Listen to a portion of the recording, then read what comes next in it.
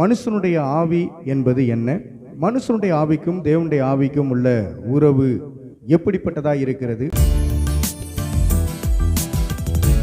மனிதனுடைய ஆவி கர்த்தர் தந்த தீபமா இருக்கிறது, தேவன் தருகிற தீபமா இருக்கிறது. அந்த தீபம் எப்பொழுதுமே வெளிச்சம் கொடுத்து கொண்டே இருக்க வேண்டும். எபிரேய பதத்திலே ஆவி என்ற சொல்லுக்கு ருவாஸ் என்று சொல்வார்கள். கிரேக்க பதத்திலே ஆவி என்ற சொல்லுக்கு நியூமா என்று சொல்லுவார்கள். இந்த நாளிலும் கூட முக்கியமான காரியங்களை நாம் கற்றுக்கொள்ளப் போகிறோம். மனிதனுடைய ஆவி என்றால் என்ன? மனிதனுடைய ஆவியில் ஆண்டவர் எப்படி குடிகொள்ளுகிறார்? மனிதனுடைய ஆவி பழைய ஆவியாக இருந்தால் என்ன செய்கிறது? மனித ஆவியிலே புதிய ஆவி, அதாவது கிறிஸ்துவின் ஆவி வந்துவிட்டால் என்ன செய்கிறது என்பதை இன்றைய நாளிலே நாம் புரிந்து வைக்க போகிறோம். மனிதனுடைய ஆவியை கண்ணால் பார்க்க முடியுமா? மனிதனுடைய ஆவி ஒன்று உண்டு என்பதை நீங்கள் நம்புகிறீர்களா?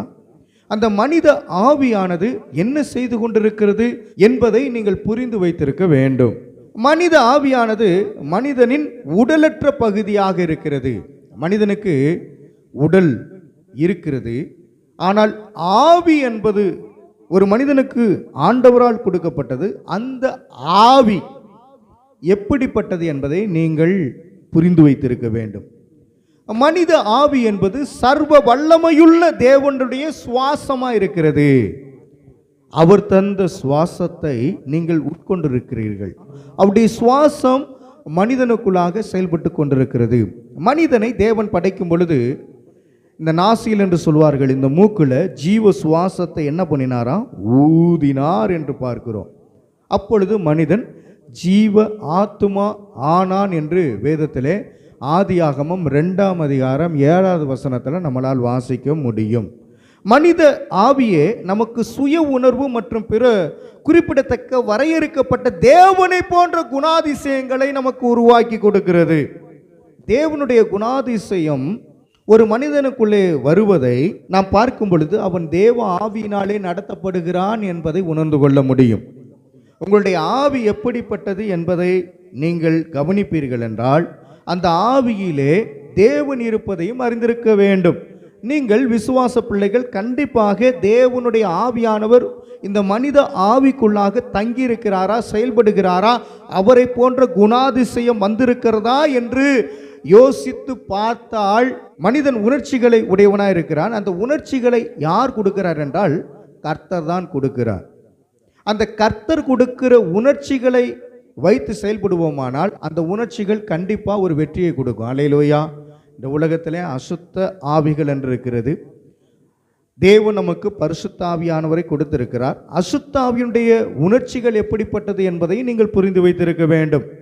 அல்லது பிசாசினால் தள்ளப்பட்ட அந்த பொல்லாத ஆவியை நீங்கள் அறிந்திருப்பீர்கள் என்றால் கண்டிப்பாக வித்தியாசம், அதாவது தேவ ஆவியானவருக்கும் பிசாசின் ஆவிக்கும் உள்ள வித்தியாசத்தை நீங்கள் கண்டறிய முடியும். யாரால் மட்டுமே கண்டறிய முடியும்?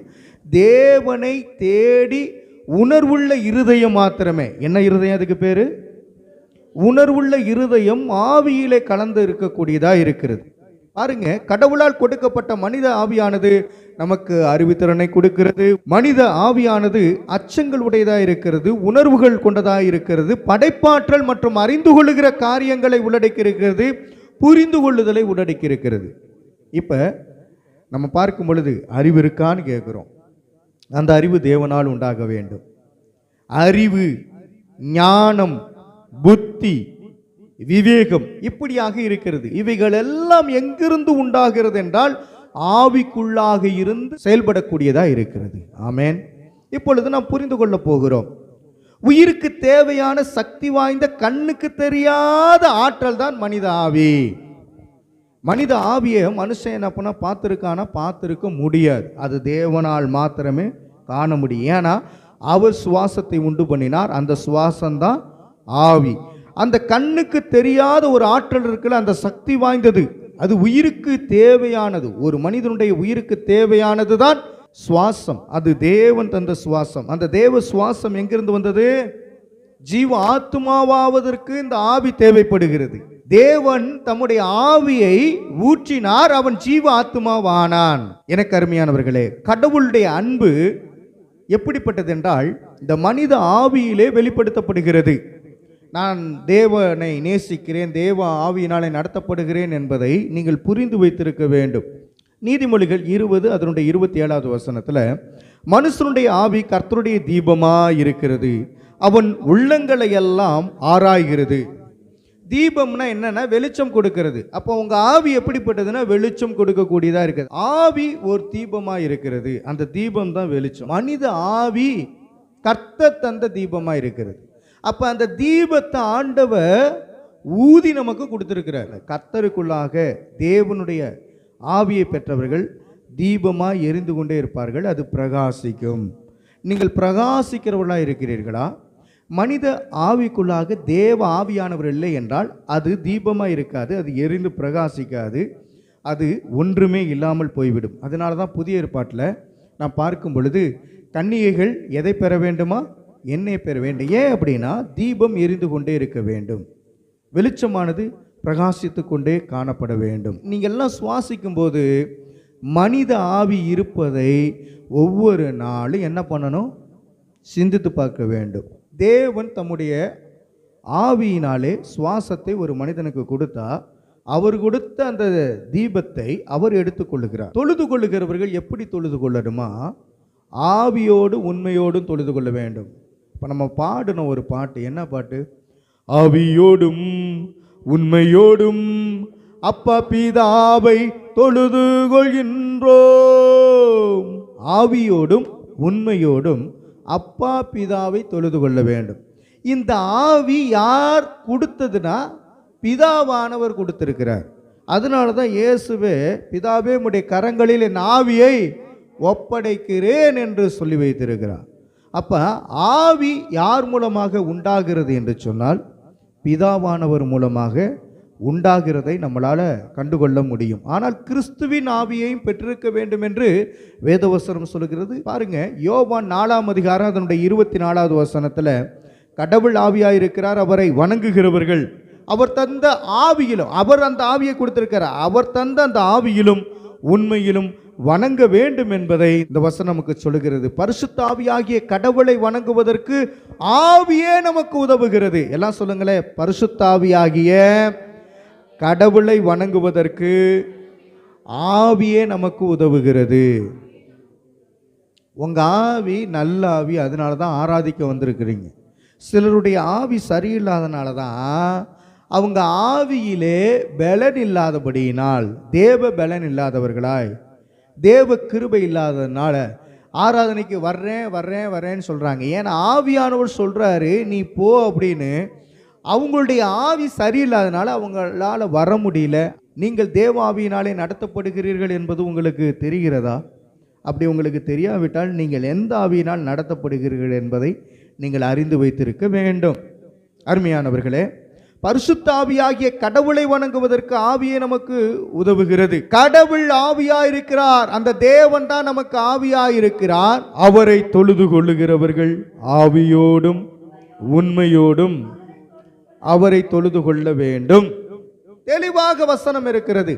நீங்கள் கர்த்தரை எப்பொழுதெல்லாம் ஆராதிக்கிறீர்களோ ஆவியோடும் உண்மையோடும் தொழுது கொள்ள வேண்டும். அப்படி தொழுது கொள்ளுகிறீர்களா? வணங்குகிறீர்களா ஆண்டவரை?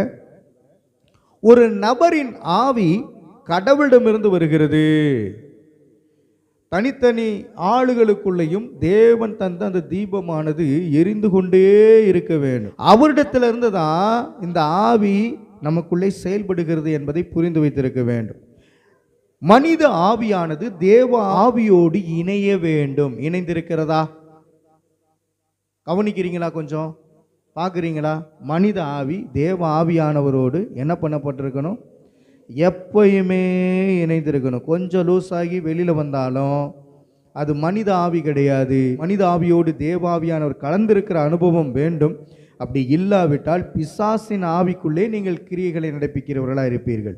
அதனால தான் கர்த்தர் சொல்லுகிறார், நான் அவரிலும் அவர் என்னிலும் இருப்பது போல நீங்களும் ஒருவரில் ஒருவர் அன்பாக இருங்க, எனக்குள்ளாக இருங்க, எனக்குள்ளாக வாசம் பண்ணுங்க. நான் பிதாவிடத்தில் இருக்கிறேன், அவர் என் கூட இருக்கிறாரு, நீங்கள் எனக்குள்ள தங்குங்க, நாம் எல்லோரும் ஒன்றாயிருப்போம் என்று ஆண்டவர் சொல்லுகிறார். ஆவியிலே கடவுள் என்னத்தை கொடுக்கிறார்? கடவுளுடன் நேரடியாக இணைகிற ஒரு அனுபவத்தை கொடுக்கிறார். ஆவியிலே கடவுளோடு நாம் இணைய வேண்டும் மற்றும் ஆவியில் கடவுள் அதை கொடுத்ததை திரும்ப பெறுகிறார். 794வது பக்கம், பிரசங்கி 3ஆம் அதிகாரம், அதனுடைய 21வது வசனம். உயரே ஏறும் மனுஷனுடைய ஆவியையும் தாழ பூமியில் இறங்கும் மிருகங்களுடைய ஆவியும் அறிகிறவன் யார்? இப்ப மனுஷனுடைய ஆவி ஆண்டவர் மேன்மையாக சொல்லுகிறார். என்ன சொல்லுகிறார்? மனுஷனுடைய ஆவி எங்க போகும்? மேலே போகும். சரி, இந்த விலங்குகளுடைய ஆவி இருக்குது பாருங்க, அது எங்கே போகுமே? தாழ பூமியில போகும். பிரசங்கி 3ஆம் அதிகாரம் 18 முதல் 20 முடிய உள்ள வசனங்களை நான் வாசிக்கிறேன். மனுபுத்திரர் தாங்கள் மிருகங்களைப் போல் இருக்கிறார்கள் என்பதை அவர்கள் காணும்படிக்கு தேவன் அவர்களை சோதிக்கிறார் என்று நான் மனுஷனுடைய நிலைமையை குறித்து என் உள்ளத்திலே எண்ணினேன். மனுபுத்திரருக்கு சம்பவிக்கிறது மிருகங்களுக்கும் சம்பவிக்கும். அவர்களுக்கும் இவைகளுக்கும் ஏக சம்பந்தம் உண்டு. அதாவது மனிதர்களுக்கும் மிருகங்களுக்கும் ஏக சம்பந்தம் உண்டு. ஜீவனுங்களுக்கெல்லாம் சுவாசம் ஒன்றே. இப்போ இந்த சுவாசம் தான் என்னன்னு சொன்னேன்? ஆவி என்று நான் சொன்னேன். அப்போ ஜீவன்களை எல்லாம் தன்னுடைய சுவாசத்தினாலே அவர் உண்டு பண்ணி வைத்திருக்கிறார். எல்லாம் ஒரே இடத்துக்கு போகிறது என்று எழுதுகிறார். எல்லாம் மண்ணினாலே உண்டாகிறது என்று பிரசங்கி எழுதி வைத்திருக்கிறார். எல்லாம் மண்ணுக்கு திரும்புகிறது என்று எழுதி வைத்திருக்கிறார். அதுக்கப்புறம் தான் சொல்றாரு, உயர ஏறும் மனுஷனுடைய ஆவியையும் தாழ பூமியில் இறங்கும் மிருகங்களுடைய ஆவியையும் அறிகிறவன் யார் என்று சொல்லி வைத்திருக்கிறார். சுவாசம் அல்லது ஆவியை பொறுத்தவரையில் மனிதனுக்கும் மிருகங்களுக்கும் எந்த வித்தியாசமும் இல்லையாம். ஏன்னா ஜீவன்களுக்கெல்லாம் சுவாசம் ஒன்றே என்று இங்கே சாலமோன் எழுதி வைத்திருக்கிறார். அவர் ஞானம் நிறைந்த ஒரு மனிதன், தேவ ஞானத்தை பெற்றவர். ஆனாலும் இவைகள் மனிதனுக்கு கொடுக்கப்பட்டிருக்கிற மேன்மையான முன்னறிவிப்பின் விகிதத்திலிருந்து வித்தியாசப்படுகிறது. வித்தியாசப்படுகிறது. எப்படி அப்படின்னா, உயரே ஏறும் மனிதன். மனிதன் எப்படிப்பட்டவன்? உயரே ஏறுகிறவன். அவனுடைய ஆவி அப்படிப்பட்டது. சரி, மிருகங்களுடைய ஆவி எப்படி அப்படின்னா, தாழ பூமியில் இருக்கும் மிருகங்களுடைய ஆவி. அது பூமியிலே என்ன இருக்கும். பரலோகத்தில் அது இருக்குமா இருக்காதா அப்படின்னு பார்க்கும் பொழுது இருக்குமா இருக்காதா?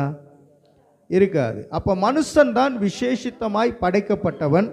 மனிதனுக்கு தான் அந்த தீபமானது கொடுக்கப்பட்டிருக்கிறது. மனிதனுடைய ஆவிதான் ஸ்பெஷலாக ஆண்டவர் படைத்து வைத்திருக்கிறார்.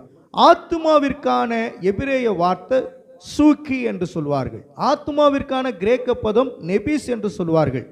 ஆத்மா என்பது மனிதனை மட்டும் குறிப்பிடாமல் உடலும் உயிருமுள்ள மிருகங்கள், மீன்கள், பறவைகள் மற்றும் பூச்சிகள் என அனைத்தையும் சொல்லுகிறது தான் அந்த ஆத்மா.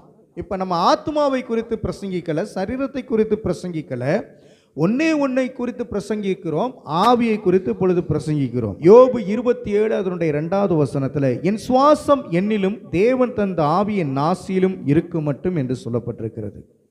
சுவாசம் தான் ஆவி என்று சொல்லப்பட்டிருக்கிற அந்த வசனத்தை நீங்கள் கவனித்து பார்க்க வேண்டும். என் சுவாசம் என்னிலும் தேவன் தந்த ஆவி என் நாசியிலும் இருக்கு மட்டும் என்று சொல்லப்பட்டிருக்கிறது. என் சுவாசம் எது? மனுஷனுடைய ஆவி. ஆண்டவர் அந்த சுவாசத்தை கொடுத்திருக்கிறார். என் சுவாசம் என்னிலும் தேவன் தந்த ஆவி என் நாசியிலும் இருக்கு மட்டும் என்று எழுதும்போது இந்த சுவாசமும் தேவனுடைய ஆவி. சுவாசம் என்பது யாரு அப்படின்னா தேவ ஆவி தான். அப்போ மனுஷ ஆவியோடு தேவ ஆவியானவர் கலந்திருக்கிறதை இந்த வசனமானது தெளிவாக நமக்கு குறிப்பிடுகிறது. யோபு 27ஆம் அதிகாரம் அதனுடைய 2வது வசனத்தில், ஆம், இங்கு சுவாசம் என்பது ஆவி என தெளிவாக உள்ளது. சுவாசம் என்பது எது? ஆவி. ஏன்னா அவர் தந்த ஆவி. அந்த ஆவியும் உங்க ஆவியும் இசைந்திருந்ததுன்னா வேத வசனம் புரியும், இல்லைன்னா புரியாது. அசுத்தாவி உள்ள மனுஷன் பைபிளை வாசிக்க மாட்டான்.